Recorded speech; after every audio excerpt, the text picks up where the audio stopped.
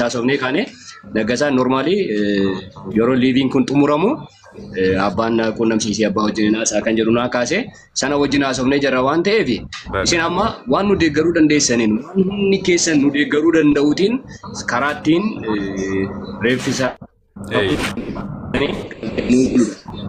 karaa maallaqaatiin waan tokko nu deeggaraa sagantaa sa'aatis nu qabaa sa'aatii nu qabaati malatti deeggarsi walitti qabamuu qabutti namoota biyya keessas biyya alaa jiran irratti nu affeeraati deeggarsa kana nu godhaa malee bakka bunsa normaalii nu hin xumurra jechaadha kagandaa sanas amma isa wajjin haasofna kagandaas maal jedhamee akka barreeffamu waliin haasofne waan xumuruu qabnu hundayyuu hin xumurra.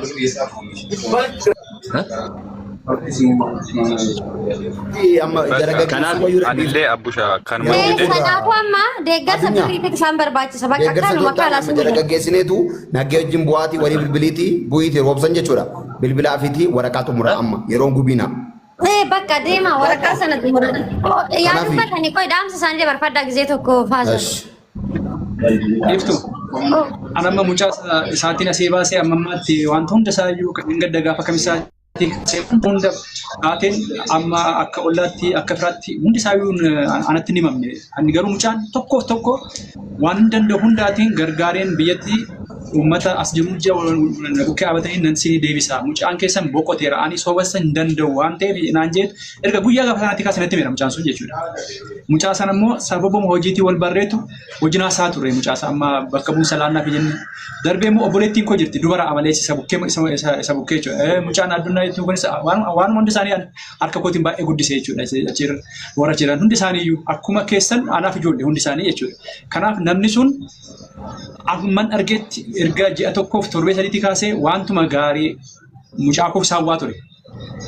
Nama akkasiis waaqayyomaaf kennu ani gaarummaa isaatiin argeera mucaa sana jechuudha. Kanaaf maatiin kan ka'e obboleettiin koo wajjin jirti isaan kun hundeenis addunyaa sun isaanii wajjin jiru waan ta'eef akkasitiin deemamaa jiru isaa waraqaa jettan itti deemneerra amma odeeffannoo arganneetiin dursinee jechuudha. Kanaatiif haalattiin ijoolleen finfinnee jiru akkuma kanaa warri nu gargaaruu danda'an karaa isaanii telegiraamiitiinis ta'e waan ittiin qaqqabsiisne isaan immoo itti nu deemanii immoo maatiin namarra teenye nama rakkisuun qabnu waan ta'eef gaafa biyyatti galu gara finfinneetti dhufnee fudhannaa kan jedhuutiin kan yaada kana kaasuun barbaade jechuudha. Akkuma dhageessanii asitti kan isaan barbaachisu dubbatan achirraatii barreeffatanii yoo fixanii dhuftanii gandarraatii asiitii piroosii fixan qabdu guddataa naggasaa afaan odeessaa asitti dirqama dursitanii dhufuu qabdu isinii galee dhabni isa wajjii walii bilbila amma inni kun dhufaana otoo hin taane naggasaa waa hunda isin asirraddaa waan jiru hundaa. Eshi bakka akkuma amma calqabdanitti immoo deeggarsa maallaqaa gooneetu mucaa kee achitti atti qara ilaalaan nafiini waan hundi keenya danda'u sii goona seettaniitiin hagiisatti immoo naaf ufaa gashi. Isaan nuyi sinduuba jirra isaan nuyi odoon ta'in hawaasa buutu sinduuba jira. Lammataa gaayis mucaa isaanii birrii Itoophiyaa birrii 450 liqeeffateeti kan biyyaa ba'ee mucaan kun akkuma nama kamii hojjedheen kaffalaadhaan deeme namni tokko immoo yoo atee'u birrii ate sana yoo lubbuusa darbee birrii ate sana deebisaa kan jedha akkuma waan kamiitittu sanaafu mucaan kun akka nama kamii hojjedheen argadhaadhaan biyyaa ba'ee hojjedhee argadhee sananii kaameraan irratti qaba. Wayni kaameraa irratti qabuu hin danda'u. Hojjedhee argadhee warra kiyyaafis birrii liqeeffadhe kanas deebisadeeti. Mucaa kana jara kana deeggarsi birrii sirriitti barbaachisa. Yaa Oromoo wadaraa bira dhaabbadhaa viidiyoo hojjedhaa fi viidiyoo isaanii poostota isaanis akkaawuntii isaanii gisee tokkicha ol fuudhanii maqaa isaaniitii fi maqaa akkaawuntii isaanii himatanii waan dandeechanii sappoorti godhaaf adaraa. Bakka amma akka wanti jettee irratti biftu wanti chaartus waan sirriidha isaanis waan jedhan waan sirrii waan ta'eef amma ulaagaan jiru waraqaa achii barbaachisu haa guutamu nuti sasiin guunama wal bukkee dhaabbanna wal gargaarraa karaa akkaawuntiis ta'ee karaa gargaarsaas guyyaan qabame itti ufama malee akkanatti miti nama hedduutti sheerii ta'ee guyyaa dhaabbataa sa'aatii dhaabbataa irrattidha. Na akka geemitti jechuudha. Kanaafi wanta jiru sin jajjabaadha nuti sin bukkee jirra gulee naa jajjabaadhu. Waan fedha rabbii ta'e ta'a malee wanta godhamu tokkollee hin jiru. Na hundumti keenya asii waan dandeenyuun goona achis waraqaa ergaa jedhamtan hin ergisiisa. Kanaafi jalaalichis waliin waan odeessinuuf waan taphannuuf wal bukkee dhaabbannaa hin yaaddeenaan jedha. Kanuma. Biiftuu namoonni keessan warri asirra jirtanillee amma gaa yaa'u beektu hunda isaa bal'inaan isaa haasaa ture abbaan isaa haasaa ture. Kan amma nuti humna ol isin rakkisuudhaaf iddoo kanas dhufne abbaan egaa yaa'u maallaqa kana na liqeeffates waan qabus gurguree mucaan kiyya naa hojjete nama naa ta'a ananillee nama na godha na jijjiiruu danda'a jedheeti ergate. Fedha rabbii ta'e immoo waan kun hin milkoofne waan ta'eef sagantaa guddaan isaa qabamee deeggarsi maallaqaa kun gaggeeffamee fi bakka erga lubbuu isaatiin lubbuudhaan erganii lubbuudhaan erga dhabanii reefuma isaallee yeroo gabaabduu keessatti xumuramee fi akka galuufi hadaraan siniin jedhaan hadaraan siniin jedha. Yaa'u isin nurra dhageettii qabdu nurra namoota bebbeekamoo beektu kanaaf hadaraa keessan isiniin hin jedha hadaraa bakka waan biraa waan jennu hin qabnu dhugaa waaqayyooti abbaan illee amma akkaawuntii isaa ammallee namoonni deeggaruudhaaf fedhii qaban yoo jiraatanii biiftuuni namoonni deeggaruu danda'an yoo jiraatanii amma ta'e yoo deeggaranii sagantaa guddaan immoo qabamee mana beekamtii qabu itti sagantaa guddaan qabamee deeggarsi guddaan osoo galgaluma kana waan galgala kana hin dabarre too deeggaramee gaariidha kan jedhu hin qaban akka yaada kootiitti jechaadha. Anillee yaadni kiyya sanarraa fagoon jiru ijoolleen amma laal yaadee garanii odoon ta'in ijoolleen riikardii godhan hedduutu as jala jira. Isaan riikardii godhan kun immoo yoo maxxansan namni dhaggeeffadhaa laayifii bichaan hordofu riikardii yoo argan riikardii sanaan hordofu. Isin galee namni laayifii dhufuu hin dandeenye jira. Gaafa viidiyoo sana arge immoo akkaawuntii sana achumarraa fudhatee waan humna isaa gargaaree bira darbu jira. Sanaafuu abbaan gisee tokko ol fuudhanii maqaa isaaniitii maqaa akkaawuntii isaanii yaa dubbatanii ijoolleen as jala jirtan immoo riikardi godhaatoo waraaba poostota. Ani maqaan koo Gulummaa Tasfaayee Fiixeeyyamaa lakkoofsi akkaawuntii koo kan nigdi baankiiti 10,000 96 69 32 34.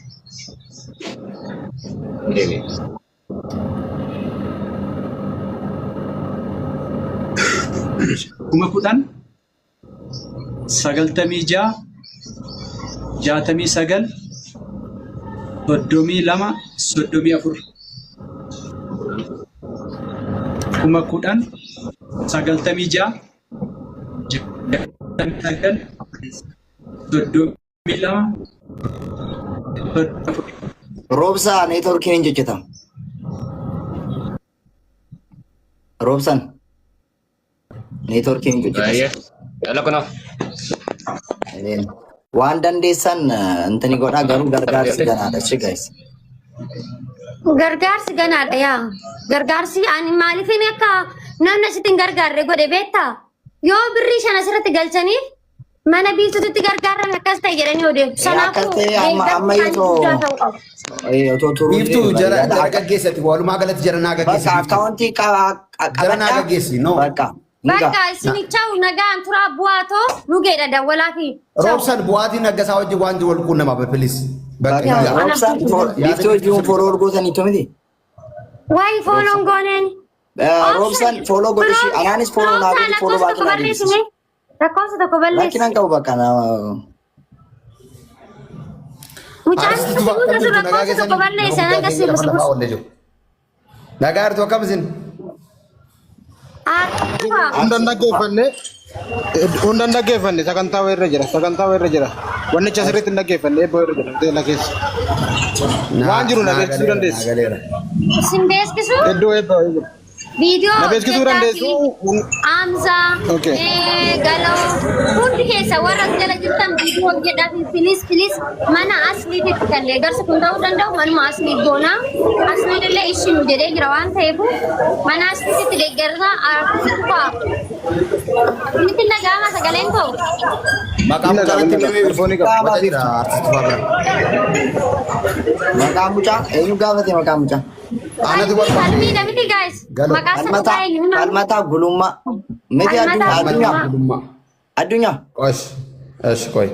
Ay qabadhee booda viidiyoo jaan hojjedhuuf xiqqoo ishee turan hojjedhaaf rakkoon qabu. Hundi keessan artisti Tufaasinillee nama guddaadha nama beekadha. Mucaan kun lubbuu isaa biyya ormaa keessatti dabi'aa dhufa. Baasa tasa qayyaa jiru.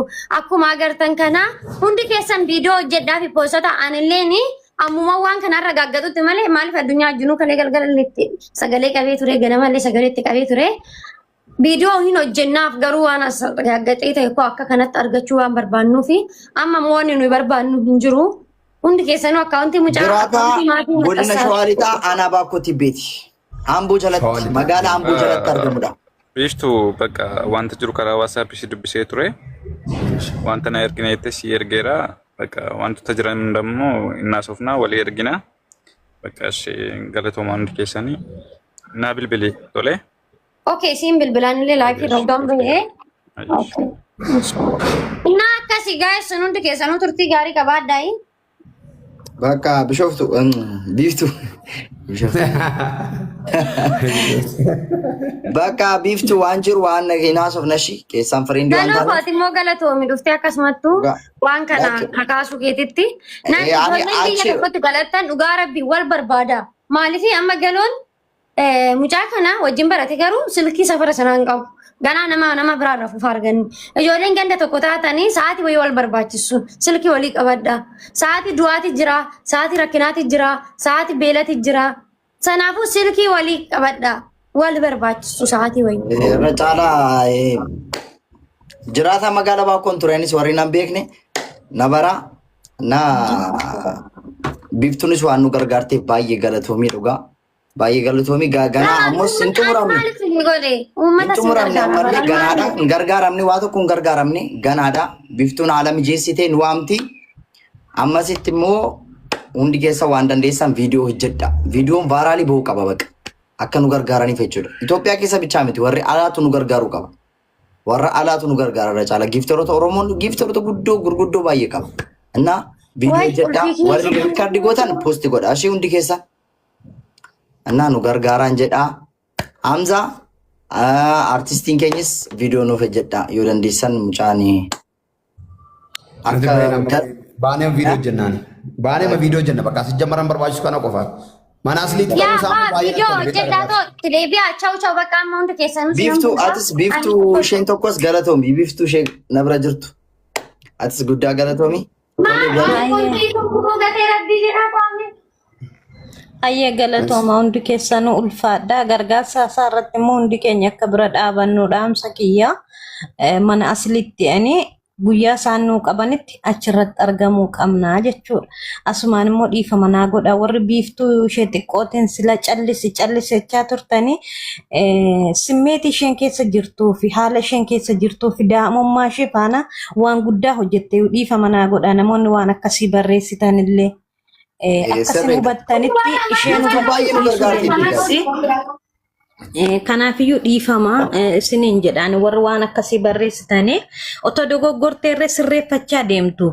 Mucittiin kun akka keenyatti yaada naannefattee dubbachuu dhiisuu dandeessi, ariifachuu dandeessi.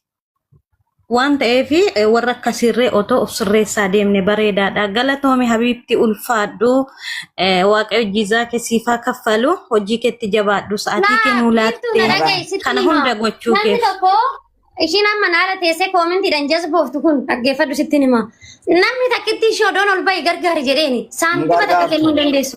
Takkitti ishee. Ani duriyyuu si beekaa biyya keessatti hin beekaa. Naa guys. Ani namaaf kanan godhu darati jedhate fedhii kiyyaani malee ishiin koomentiidhaan dhufte naatti jazbooftee dhiisse minimmaa ayigollenyim ayicammirillenyim. Anan nama gargaaru Galatoom jechuu qabdu malee akka jechuun hin barbaachisu. Galatoom jedha. Amma koomenti kana booda biiftuu galatoom jedha. Galatoom jedha sirriidhaan. Dhugaa nu gargaarte. Taani giiftuun dur hin beeka. Amma miti kan fooloo ol goone otoo isheen alam bahin dura. Naa nu gargaarte dhugaa. Agama artist. Naa galatoomaa viidiyoo hojjedha hundi keessan. Bilbila kee naatechisii guutuu waa'ee seenessa waan irraa amma dubbatanii kana guutuu natti himtaa bilbila naatechisiitii wajji dubbanna booddee. Bilbila nan qabaan bilbila keessan qodan bilbila. Natti himta booda bakka itti weebba wayii jira. Sagantaa waa'ee waan amarraa dubbatanii kana guutuu natti himtaa viidiyoon dalaynaa jabaadhaa fayyaa ta'a.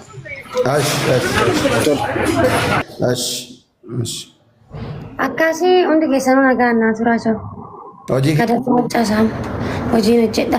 Akkasii guys ani tokkoffaa namarra galata barbaadu. Maaliif Oromoon oduma akka barbaadde waanuma gaarii hojjechaa oolte gaariidha namaan hin jettasin. Andammoo nama tokko kanan deeggaru ofii fi of ta'e waasun yoo ana gaddisiise bichaadha. Hunda'uu keessa dabartanii biiftuu buusaa jechaa turtan mana kiyyan cufee baa. Way hundoani uy anna magaram tu baiza we nama kufalchisu mal samwa kadabdan biftu mana busa gafetan akasi sammun kamne sinu badde obi ki amana sini bane rakkata kenya sini gargarsisa nama dukkubsate bira sini dabbacha nama rakkate bira sini dabbacha anu manimmo biftu busa ittu yo hemmane kana cufe san argachu ndandechani ber ani oma sini ninjar baiza we nama kufalchistu በጣም ትስኒ ተቆልፋት ነው ያኒጋሩ ቢፍቱ ቡሳይት ሚያማኒ ማለኪ ያበኔ yoona mana kana cufee beeko sinu ndi keessan jirtani masjala amma kana sammuun keessan daddabita bannatachu amma kana sammuun keessa sammuu daddabata nama rakkate nama abbaan kun dhaggeeffadhaa sinitani ma amma jabaachu sadirqama saada amma reefi mucaa kana biyya galutti